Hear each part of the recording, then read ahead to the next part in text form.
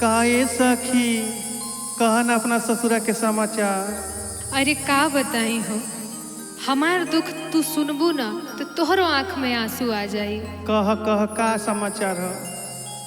एगो तो हमरा से बियाह भइले रहे, लेकिन हाँ। ओह मुआना नतिया का एगो से कहाँ भरता, उ दूसरो बियाह क लेले बा। हमारा करेजा पर सौतीन ले आके बैठा दे। तोहरो मर्दा उहे कइले जोन हमार कइले बा। का बताई, जवन दुखवा तोहार बा तोहने दुखवा हमार बाटे। कि माना कइले मानल नहीं, ले आइल सवतिया मोरा दुनतिया। बड़ा नतिया बेलूरा बा हो। तो रोजे करे दूर गतिया मोरा दुनतिया। ये सखी सौतो ले आइल बा तहर देह के दुर्गतियो करता। का बताई हम कि माना कइले मानल नहीं, ले आइल सवतिया मरद नतिया हो मरद नतिया। तो रोजे करे दूर गतिया मरद नतिया, रोजे करे दूर गतिया मरद नतिया। कि रोजे करे दूर गतिया मरद नतिया, रोजे करे दूर गतिया मरद नतिया। जेठ के दुपहरे घामे, जेठ के दुपहरे घामे जरता जमीन हो, कोरवा में लेला राजनी। जेठ के दुपहरे घामे जरता जमीन हो, कोरवा में लेला राजनी। अबही बानी को मसीन हो, कोरवा में लेला राजा जी। अबही बानी का मशीन हो, कोरवा में लेला राजनी। रोजे करे दूर गतिया मरद नतिया, रोजे करे दूर गतिया मरद नतिया। पोछा बर्तन करत करत हाथावा खियाए। हाथवा खियाइल हो, हाथवा खियाइल। सरधा करदा बनी हवा में उधियाई।